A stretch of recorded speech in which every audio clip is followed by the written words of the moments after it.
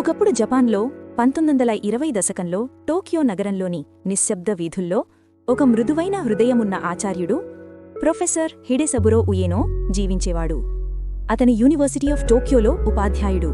ప్రకృతిని, పుస్తకాలను, జంతువులను ప్రేమించే సున్నితమైన మనసుగల వ్యక్తి. ఒక వసంతకాల ఉదయం షిబుయా రైల్వే స్టేషన్ దగ్గర ఒక చిన్న అకితా జాతి కుక్కపిల్ల భయంతో తిరుగుతుండగా ప్రొఫెసర్ గారు దాన్ని చూశారు. ఆ చిన్న కుక్కపిల్ల కళ్లల్లో అమాయకత్వం, ఆకలి, భయం కనిపించాయి. ప్రొఫెసర్ గారు దాన్ని ఎత్తుకుని ప్రేమగా అన్నారు, "నువ్వు తప్పిపోయావు కదా చిన్నోడా, నిన్ను నేనే చూసుకుంటాను." అతను ఆ పిల్లిని ఇంటికి తీసుకెళ్లి పాలిచ్చి అద్భుతంగా సంరక్షించాడు. దానికి ఆయన హాచికో అని పేరు పెట్టాడు. జపనీసులో హాచి అంటే 8 అదృష్ట సంఖ్య అని అర్థం. రోజులు గడుస్తుండగా హాచికో పెద్దదైంది. ప్రొఫెసర్ గారు ప్రతిరోజు యూనివర్సిటీకి వెళ్లే సమయానికి హాచికో కూడా ఆయనతో పాటు స్టేషన్కి వెళుతుండేది. ప్రొఫెసర్ రైల్లో ఎక్కగానే హాచికో గేటు దగ్గర కూచుని వేచి ఉండేది. సాయంత్రం రైలు తిరిగి వచ్చినప్పుడు హాచికో ఆనందంగా పరిగెత్తి వెళ్లి తన యజమానిని ఆహ్వానించేది. ఈ దృశ్యం చూసి స్టేషన్లో ఉన్న ప్రజలందరూ హాచికోను గుర్తుపట్టేవారు. వాళ్లు నవ్వుతూ చెప్పేవారు, "చూడండి, హాచికో మళ్లీ తన యజమానిని కోసం వేచి ఉంది, ఎంత విశ్వాసం." ఒక ఉదయం ప్రొఫెసర్ గారు ఎప్పటిలానే హాచికో తల నిమురుతూ "సాయంత్రం కలుద్దాం" అని చెప్పి రైల్లో ఎక్కారు. కాని ఆ రోజు తిరిగి రాలేదు. యూనివర్సిటీలో ఆయనకు స్ట్రోక్ రావడంతో అక్కడే మరణించారు. అతను ఇక ఇంటికి తిరిగి రావడం లేదు. హాచికోకు అది తెలియదు. అతను రాత్రంతా స్టేషన్ గేటు దగ్గర కూర్చుని తన యజమానిని కోసం ఎదురుచూశాడు. మరుసటి రోజు ఉదయం స్టేషన్ తెరిచే సమయానికి కూడా హాచికో అక్కడే ఉండేది. రోజులు నెలలు సంవత్సరాలుగా మారాయి. హాచికోను కొంతమంది బంధువులు తీసుకెళ్లినా అది ఎప్పుడూ పారిపోయి షిబుయా స్టేషన్ దగ్గరకు తిరిగి వచ్చేది. ఎంత వర్షం పడినా, మంచు కురిసినా, వేడి ఎండైనా హాచికో ప్రతిరోజూ అదే చోట కూర్చుని ఉండేది. తన యజమాని తిరిగి వస్తాడని ఆశతో కళ్లను రైలుపై సారించేది. స్టేషన్ సిబ్బంది, పక్కవాళ్లు దానికి ఆహారం పెట్టడం మొదలుపెట్టారు. హాచికో క్రమంగా అందరికీ ప్రియమైంది. జపాన్ అంతటా పత్రికల్లో నిజమైన నమ్మకంగల కుక్క కథ ప్రచురితమైంది. దేశమంతా హాచికో గురించి మాట్లాడింది. ఏళ్ల తరబడి ఎదురుచూసి హాచికో వృద్ధమైంది.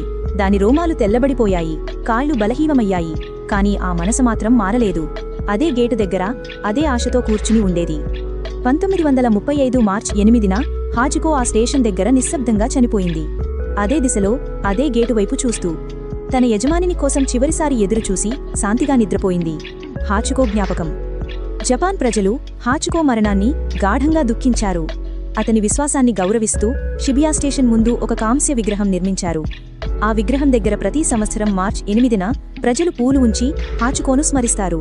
అది కేవలం కుక్క విగ్రహం కాదు, ప్రేమ, విశ్వాసం, నిజమైన బంధం యొక్క ప్రతీకగా నిలిచింది. నీతి: నిజమైన ప్రేమ ఎప్పటికీ చావదు, విశ్వాసం శాశ్వతం. ఇది ఒక నిజమైన కథ. మనుషులు, జంతువులు, ప్రేమ మధ్య ఉన్న పవిత్ర బంధాన్ని గుర్తుచేస్తుంది. హాచికో మనకు నేర్పింది, ఎంతకాలం గడిచినా ప్రేమకు అంతం ఉండదు. ఆదిమకాలం నాటి అడవి లోతుల్లో, అక్కడ చంద్రకిరణాలు చెట్ల కొమ్మలను ముద్దాడుతూ చల్లని గాలి లాలనల్ని ఆలపిస్తూ ఉన్నచోట ఒక జ్ఞానవంతమైన గుగ్గిలం ఊర్జా నివసించేది. ఆమెను పక్షులు, జంతువులు, పురుగులు, అడవి మొత్తం గౌరవించేది. ఎందుకంటే ఊర్జా నిశ్శబ్దం, దయా, జ్ఞానం కలిగిన జీవి. పగలంతా ఆమె తన గొప్ప వృక్షపు గుహలో ప్రశాంతంగా విశ్రమించేది. గుగ్గిలాలు రాత్రి జీవులు కాబట్టి చుట్టూ పక్షుల కిలకిలలు, కోతుల చిలకరింపు, ఆకుల మర్మరాలు వినిపిస్తున్నా ఊర్జా ప్రశాంతంగా నిద్రపోతూ రేయి కోసం ఎదురుచూస్తూ ఉండేది. రాత్రి రాగానే ఆమె వేటాడి తప్పిపోయిన జీవులకు దారి చూపుతూ అడవిని కాపాడేది. కాని ప్రతి జీవి ఆ శాంతి అవసరాన్ని అర్థం చేసుకోదు. అదే అడవిలో కాస్త దూరంలో ఆకుపైనుండి ఆకుపైకి ఉత్సాహంగా ఎగిరే ఒక పసి, చురుకైన తుమ్మెద, గిని నివసించేది. ఆమెకు పాడటమంటే ప్రాణం, చిలకరించడం, మృదువుగా సంగీకమంటే ఎంతో ఇష్టం. ఉదయం, మధ్యాహ్నం, సాయంత్రమూ ఆగకుండా పాడుతూనే ఉండేది. ఆమె గళం చిన్న వంశీలా అడవంతా మార్మోగేది. ఒక ప్రకాశవంతమైన మధ్యాహ్నం సూర్యుడు ఎగువన కాంతులు పంచుతుండగా, చాలా జంతువులు నీడలో విశ్రాంతి తీసుకుంటుండగా గిని ఊర్జా నివసించే చెట్టు దగ్గరకు వచ్చింది. "ఆహా, ఎంతో బాగుంది," గిని ఆనందంతో అంది. "ఇక్కడ పాడితే నా స్వరం అద్భుతంగా వినిపిస్తుంది" అని చెప్పి గట్టిగా పాడటం మొదలుపెట్టింది. చిర్చిర్ చిరుప్ చిర్రప్, ట్రిల్ ట్రిల్ చిర్చిర్. పాట ఆనందదాయకమే, సందేహమే లేదు. కాని చాలా పెద్దగా ఉంది. అందులో చెట్టు గుహలో ఊర్జా ఒక కంటిని తెరిచింది. ఆమె నిశ్శబ్దంగా ఉండాలని ప్రయత్నించింది. ఆమెకి సంగీతమంటే ఇష్టం. కాని ఇది ఆమె నిద్ర సమయం. బయట అంతా ఇంకా పెద్దగా చిర్చిర్ చిర్రప్. ఊర్జా గుహ నుండి బయటకు చూచి నెమ్మదిగా అంది, "ప్రియమైన తుమ్మెదా, కొంచెం దూరంగా వెళ్ళి అక్కడ పాడవా? నేను నిద్రపోతున్నాను." గిని కాసేపు ఆగింది. తల ఎత్తి గర్వంగా అంది, "ఎందుకు? ఈ అడవి అందురిదే, నేను ఎక్కడైనా పాడొచ్చు." "అది నిజమే" అని ఊర్జా ఓర్పుగా అంది. "కాని నిశ్శబ్దం కావాల్సిన వారికి శాంతినివ్వడం కూడా మంచిదే. నువ్వు పాడటం ఇష్టపడవచ్చు, కాని నాకు విశ్రాంతి కావాలి, కాస్త పరవశం చూపించు. కాని చిన్న తుమ్మెద అర్థం చేసుకోలేదు. పాతగుగ్గిలం, మీరు చాలా బోరింగు అని గిని నవ్వింది.